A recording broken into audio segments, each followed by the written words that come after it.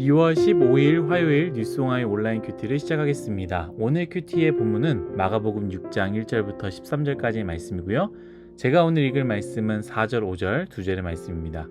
예수께서 그들에게 이르시되 선지자가 자기 고향과 자기 친척과 자기 집 외에서는 존경을 받지 못함이 없느니라 하시며 거기서는 아무 권능도 행하실 수 없어 다만 소수의 병자에게 안수하여 고치실 뿐이었고 아멘. 오늘 여러분들과 함께 나눌 큐티의 제목은 내 삶에 기적이 없는 이유입니다. 내 삶에 기적이 없는 이유입니다. 샬롬, 오늘도 큐티로 시작하는 여러분들에게 하나님의 은혜가 넘치시기를 축복합니다. 저는 개인적으로 오늘 말씀을 묵상하는데 참 도전이 되고 은혜가 되며 많은 생각을 하게 한 말씀입니다. 여러분들에게도 동일한 은혜가 있기를 바라겠습니다. 오늘 말씀의 시작은 1절 이렇게 시작되는데요. 제가 한번 읽도록 하겠습니다. 예수께서 거기를 떠나사 고향으로 가시니 제자들도 따르니라.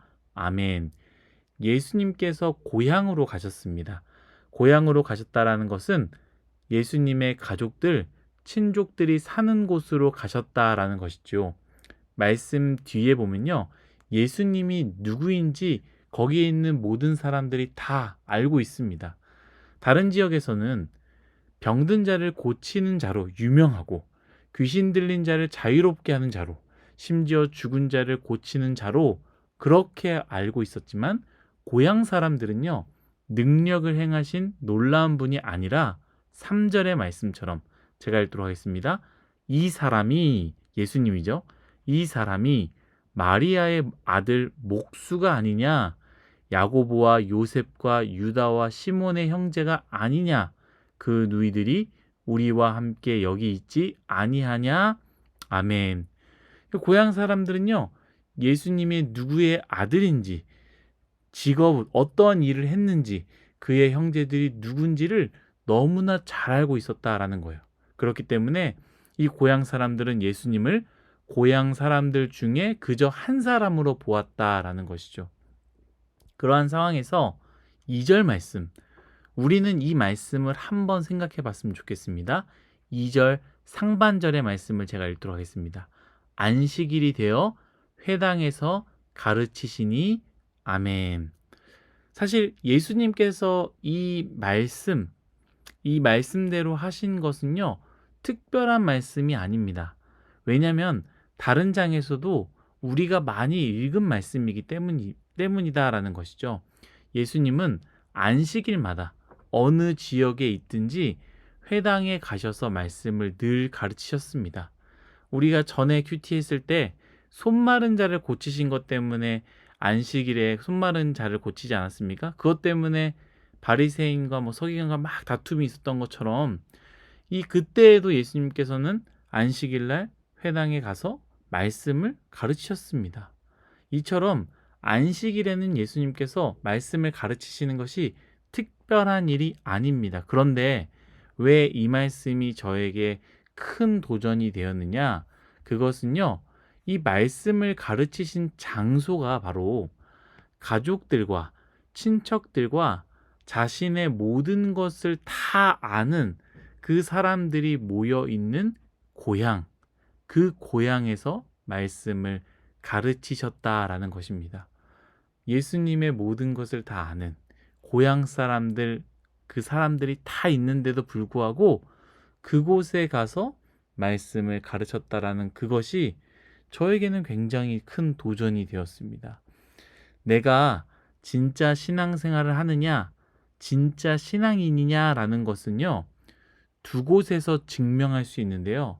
첫 번째, 아무도 없는 곳에서 내가 진짜로 신앙생활을 하느냐, 신앙인으로 살아가느냐. 그리고 두 번째는 어떤 것이냐면 가족들 앞에서입니다. 아무도 없는 곳은 여러분 제가 굳이 언급하지 않아도 다들 아시겠지요? 그리고 두 번째, 가족들 앞에서 신앙생활 하는 것 얼마나 어렵습니까? 가족들 앞에서 믿음의 말을 하는 것, 가족들 앞에서 믿는 자로 사는 것은요, 정말로 오랫동안 그 가족끼리 끈끈하게 신앙으로 가르치고 또 가르치고 가르치지 않는 이상 이 신앙을 같이 공유하면서 그걸 드러내고 신앙의 말을 하며 신앙대로 사는 것 참 어렵다라는 것이죠. 왜냐하면요, 가족들이 나에 대해서 너무나 잘 알기 때문에 내가 신앙의 고백을 하는 거 참 부끄럽습니다. 우리 엄마 아빠가 내가 어떤 언어를 사용하는지, 얼마나 짜증을 많이 내는지, 내가 얼마나 이기적이고 욕심을 부리는지를 우리 엄마 아빠가 다 알고 있기 때문에 우리 언니, 우리 오빠, 우리 형 누나가 다 알고 있기에 그곳에서 신앙의 고백을 하고 두 손을 들고 찬양하고 믿음의 고백을 하며 큰 소리로 기도하는 것은 참 어렵다라는 것이죠. 사랑하는 뉴스공화 여러분들, 그러나 우리는 예수님을 따르는 자 아니겠습니까?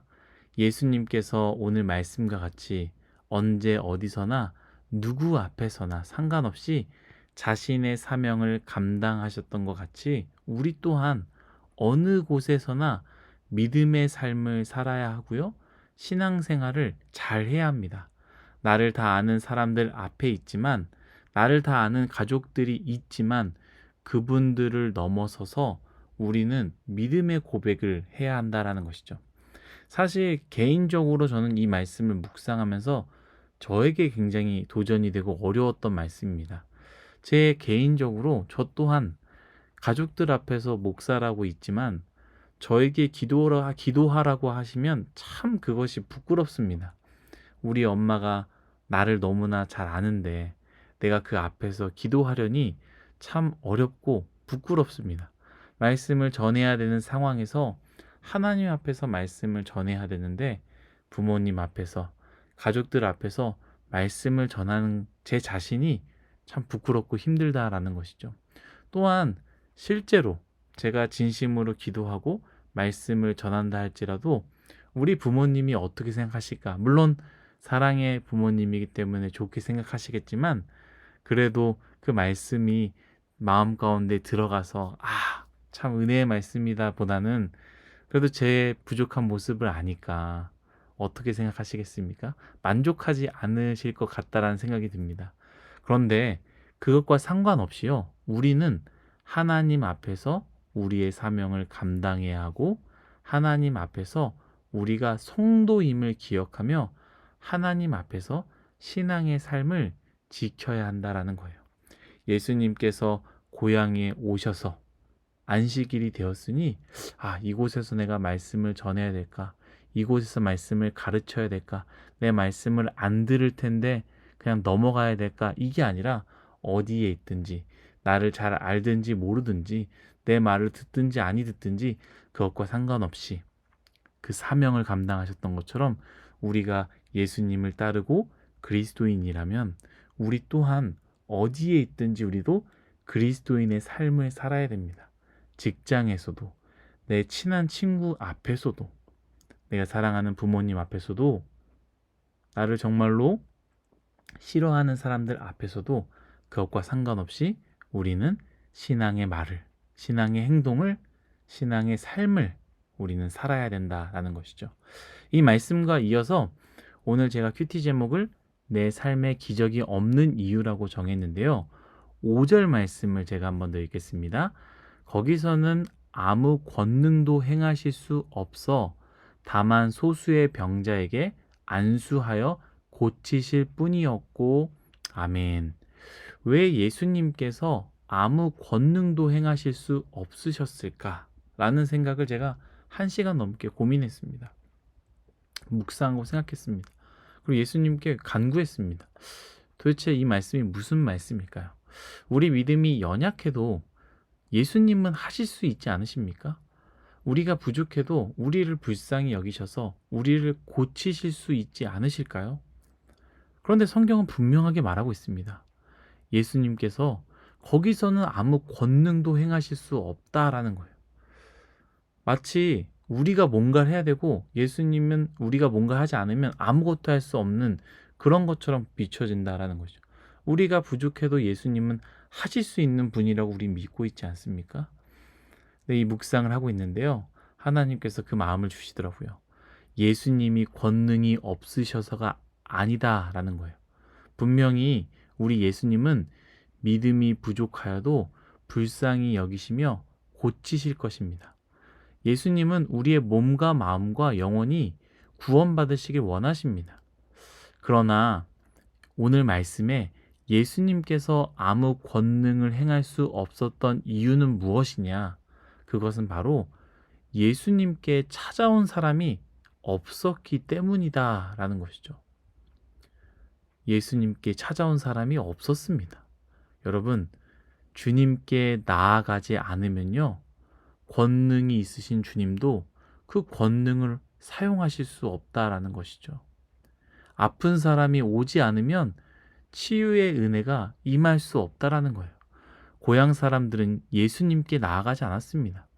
고향 사람들에게는 예수님이 치유의 하나님이 아니라 그저 마리아의 아들이었고 야고보의 형제, 동네 사람들 중에 그냥 한 사람이기 때문에 그들은 무슨 내가 예수에게 나아가서 기도를 받고 치유를 받나라고 생각하며 나아가지 않았다라는 거예요. 사랑하는 뉴스공화 여러분, 오늘 메시지는 참 우리에게 중요한 메시지입니다. 여러분들에게 예수님은 어떠한 분입니까?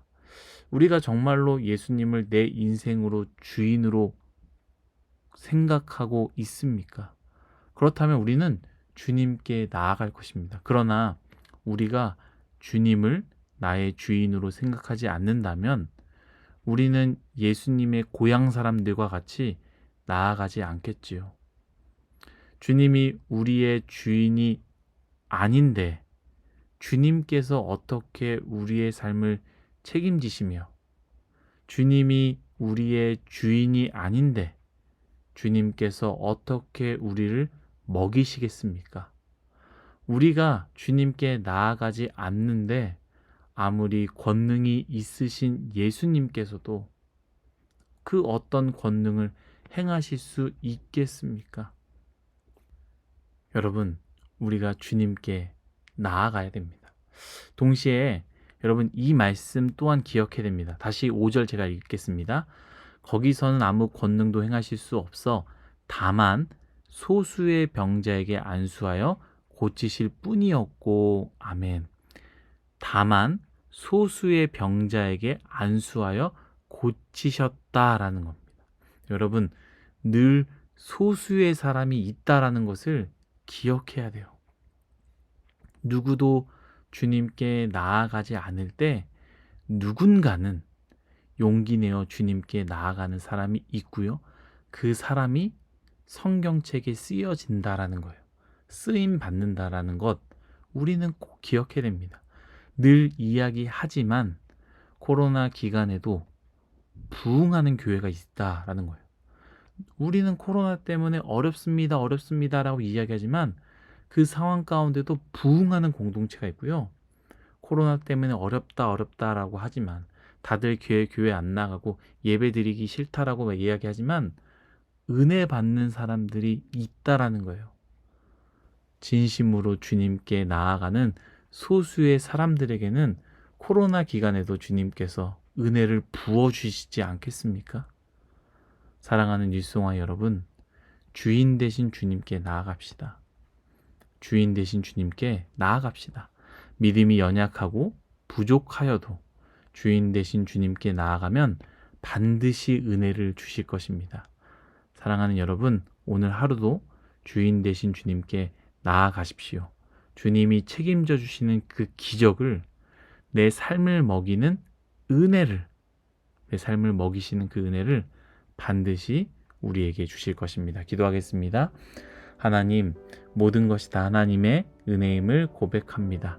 주님, 우리가 주님께 나아갈 수 있도록 은혜 내려 주옵소서. 우리 인생의 주인이시라는 것을 기억하며 그 주인께 나아가게 하여 주시고 나아갈 때에 우리에게 주시는 그 은혜와 하나님께서 부어주시는 그 기적들 내 삶 가운데 이루어 주실 줄 믿습니다. 어찌 주인 되신 분이 나의 인생을 책임져 주시지 않으시고 어찌 주인 되신 분께서 나를 먹이시지 않겠습니까? 그것을 신뢰하며 주님께 나아가는 우리의 인생, 뉴송아이의 인생 되게 하여 주옵소서. 감사하며 예수님의 이름으로 기도드렸습니다. 아멘.